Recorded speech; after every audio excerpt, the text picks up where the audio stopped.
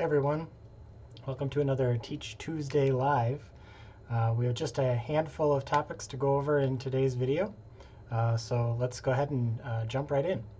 So the first thing that we got asked about this last week is that as people are doing more and more research remotely, they've been running into survey limits in Qualtrics. And so this isn't necessarily a teaching related thing until students are doing their research necessarily, but we do have the information about Qualtrics support on our on the knowledge base that IT put together for us, and down almost to the bottom there's a heading to remove the limit of 10 surveys in Qualtrics.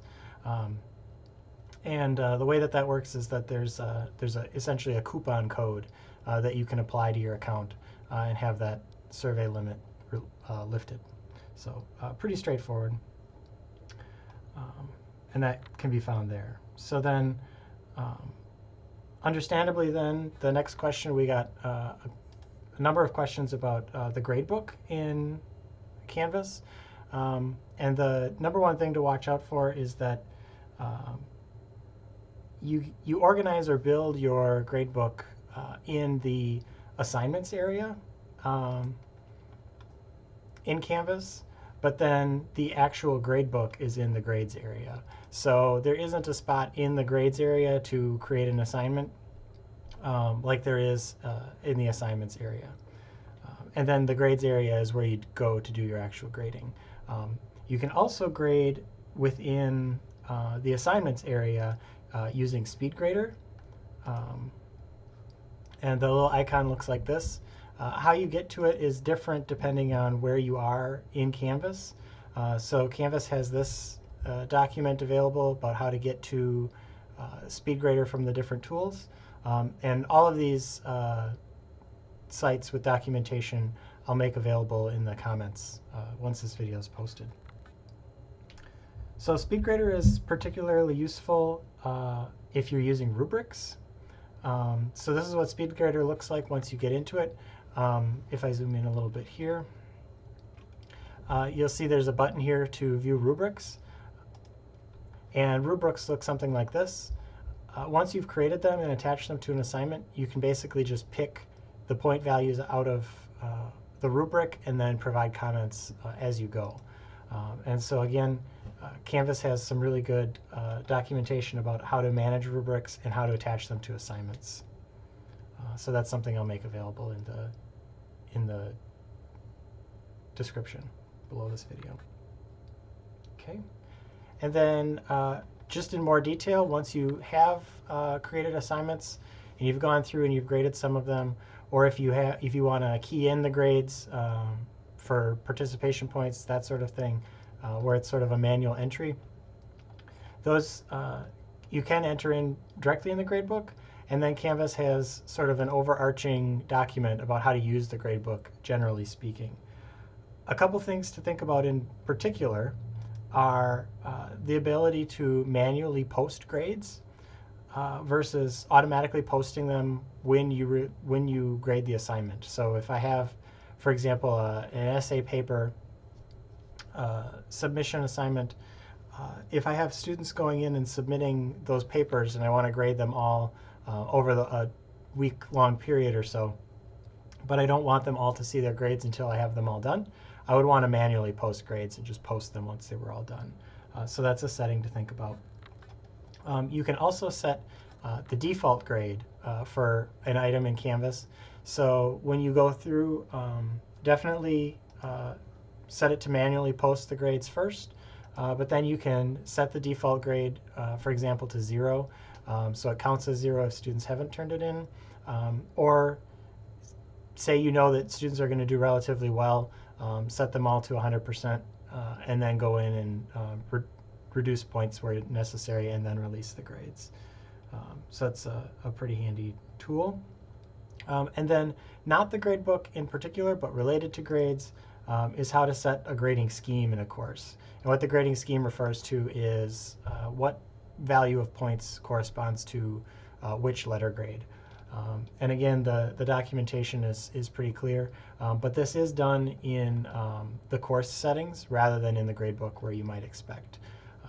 The letter grades then will show up in the gradebook, but the setting is in settings. And so you have to first enable a grading scheme and then go in to set it up. In the example in the documentation, they use excellent, good, fair, poor, and fail. I think the documentation is more geared towards being multi-purpose for all uses of Canvas. So they don't use letter grades in their example, but you can set it up with letter grades. And it's important to note that if you're going to try to push grades, final grades to SIS at the end of the semester, that these letter grades will need to match what SIS is expecting. Okay, so that's the grading scheme. We also, I should point out, I have a note to myself that we held a webinar on grading in Canvas that goes into these topics in a little bit more detail and also includes some information on extra credit, which is another question that we got, not specifically for this video, but a couple times over the past week. So those webinar recordings are actually available on the remote support instructor resources page in the schedule of webinars from last week. And so any of these, you can click on the recording to view. I also put the link to the recording for grading and extra credit in the description for this video. Another question that we got was about Blackboard Ultra, as instructors are moving to recorded synchronous sessions in addition to recording lectures and that sort of thing using Kaltura. And so we got a couple questions about how to record your sessions to share with students that can't make it synchronously. Those that have used Blackboard Ultra know that there's a menu tab on the upper left-hand corner and in the lower right-hand corner. The lower right-hand corner is for the session itself, and then the tab in the upper left-hand corner is for the not for interacting within the session, but for the settings about the session and about Blackboard Ultra. So it's in the upper left-hand tab that you can get if you are a moderator. All moderators automatically have access to start a recording, and you can start and stop the recording multiple times during a session. Just know that it's going to make a separate recording every time you start one. So that option is in the upper left-hand corner. Once you've made a recording, the next question we get is, how do I find it? And Kate put together a really good resource, again, out on the You Know It knowledge base that I'll link in the description. But ultimately, you go in where you would go to create a session or view your sessions or enter a session. But instead of going to sessions, you're going to go to recordings, and you can find it there. Do know that it takes a little bit to show up there because it has to sort of process in the background. And that process at present is a little bit slower than it normally would be, just with the increase in usage.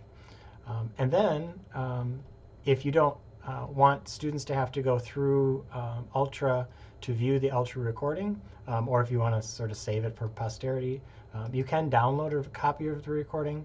And you do that by going into the recording and then going back up into that menu with moderator access, and then choosing the option to download the recording. Do know that when you set up the room or in the settings for the room, there is a setting to enable downloadings of the recording, but never fear. If you forget to check it and you go back, you can edit the recording retroactively, and if you turn on the option to download it, it'll take a little bit to process, but it will make the recordings available. Okay. So then, speaking of recordings, some students and instructors have made Kaltura recordings. In particular, instructors who have downloaded their Blackboard recordings and uploaded them to Kaltura, but also student projects, presentations, and that sort of thing. Once videos are in Kaltura, some people want to be able to share them using a link and not having to embed them within Canvas. And that can be done. And again, back to the knowledge base. I think Nathan put this document together for us, or Kate. sort of a collaborative effort, but this is for Media Space, which is another way of getting 2 Kaltura videos outside of Canvas once they've been made, or to make them. And if you scroll down towards the bottom of this article, there's a section on sharing your video recording, which goes through a couple of options, the last of which is making it a shareable so that you can publish the link that you can send to people. Another note on Kaltura that's worth pointing out is similar to the Blackboard sessions, that there is some processing time associated with an uploaded video. So once you upload or record a video to Kaltura or MyMedia, Media Space, all names for the same animal, they do take a little bit to process, and you can't view them while they're processing, but you can embed them and get this URL to send to people. When people go to view them, though, it'll just be blank, or they'll get an error until it's done processing, at which point it shows up just fine. So those actually were all of the questions that we received over the last week. So thanks to those who submitted questions. This will be a relatively short Teach Tuesday live video. The links, like I said, to these materials will be available in the description of this video later today as a recording, so those of you who are watching it later. And then, as always, reach out to CATL if this has raised more questions. Now that sort of the business side of things, now that things are getting a little more settled in our new normal, teaching at a distance this semester, Teach Tuesday videos for the rest of the semester will be pre-recorded, and we'll focus on specific topics instead of these sort of Q&A type sessions that we've done for the last 3. So stay tuned. We'll be focusing more on teaching practices and that sort of thing. But if there are topics that you'd like us to cover in those videos, do let us know. We want to make sure that we're putting out stuff that people actually need and not just what we want to talk about. So stay tuned to your campus email for more information, and thanks for watching.